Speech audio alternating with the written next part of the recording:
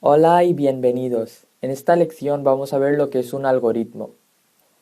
El algoritmo es una herramienta muy útil a todos los programadores. Por lo general, creamos los algoritmos antes de programar, es decir, antes de que nosotros metamos en cualquier lenguaje de programación, pensamos cuáles son los pasos que debemos seguir para solucionar el problema, así creando un algoritmo. Bueno, pues un algoritmo es una serie de pasos o instrucciones finitas y ordenadas que sirven para dar solución al problema. Un algoritmo, tal y como un programa, debe tener un inicio y fin. Al algoritmo lo podemos definir en dos tipos, cualitativo y cuantitativo. Vale, pues vamos a ver el primero, el cualitativo. Es aquello en el que no intervienen cálculos numéricos. En ellos se describen o se resuelven problemas de la vida cotidiana y están enmarcadas en tres estructuras: la secuencia de acciones, la decisión de acciones y el ciclo de acciones. Veamos los tres uno por uno. La secuencia de acciones. Quiere decir que hay que seguir una secuencia y orden en la ejecución de esas acciones, colocando una nueva orden o una nueva acción después de la última hasta llegar al fin del programa. Vamos a ver un ejemplo para que entendáis mejor. Vamos a crear un algoritmo para realizar una llamada a un número nuevo, a un número que no tenemos guardado en nuestros contactos. Como siempre, tendrá un inicio y un fin, y en la mitad tendremos los pasos que vamos a seguir en orden. Bien, pues el primer paso sería marcar el número.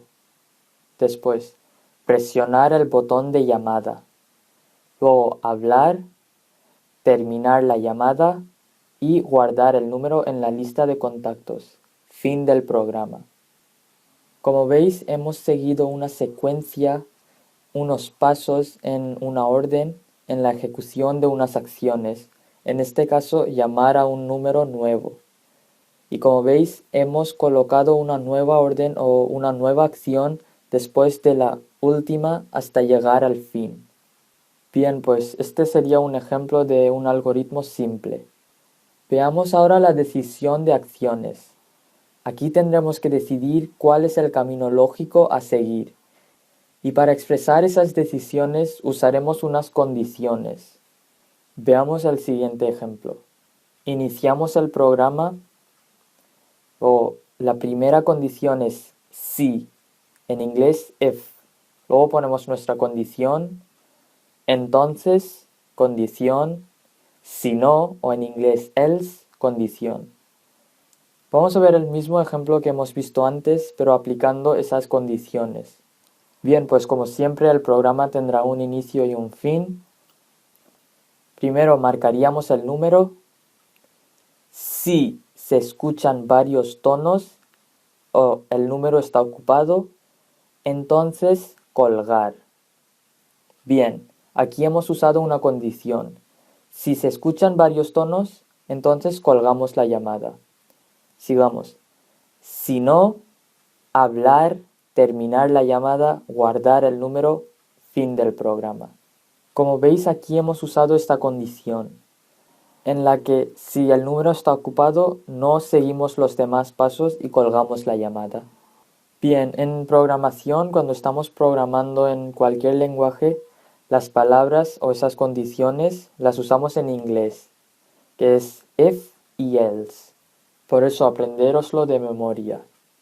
Veamos la siguiente estructura. El ciclo de acciones.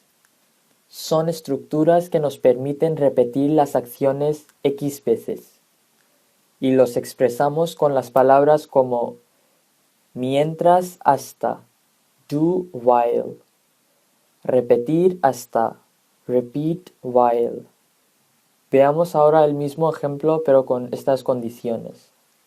Iniciamos el programa, marcamos el número, mientras se escuchan varios tonos o el número está ocupado, entonces repetir.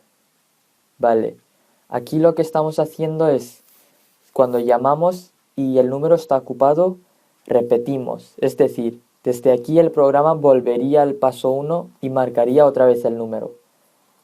Sigamos. Si no, hablar, terminar la llamada, guardar el número. Bien, pues estas serían las tres estructuras del algoritmo cualitativo. Veamos ahora el cuantitativo. Es aquello en el que sí intervienen cálculos numéricos. Estos algoritmos también tienen tres partes esenciales: la entrada, el proceso y la salida. Veamos las tres en detalles. La entrada. Aquí introducimos los datos en la máquina. El proceso. Aquí indicamos lo que queremos hacer, las operaciones que la máquina realizará. Y la salida. Aquí se muestran los resultados de las operaciones que la máquina hizo anteriormente. Bien, pues vamos a ver un ejemplo. Vamos a hacer una simple suma de tres números. En la entrada pondríamos leer tres números, n1, n2 y n3. El término leer significa obtener un dato de algún dispositivo de entrada, como por ejemplo el teclado. Es lo que nosotros introducimos mediante el teclado en el ordenador. En este caso, los tres números que queremos sumar. El proceso. Aquí le decimos al ordenador lo que tiene que hacer: sumar, dividir, restar, etc.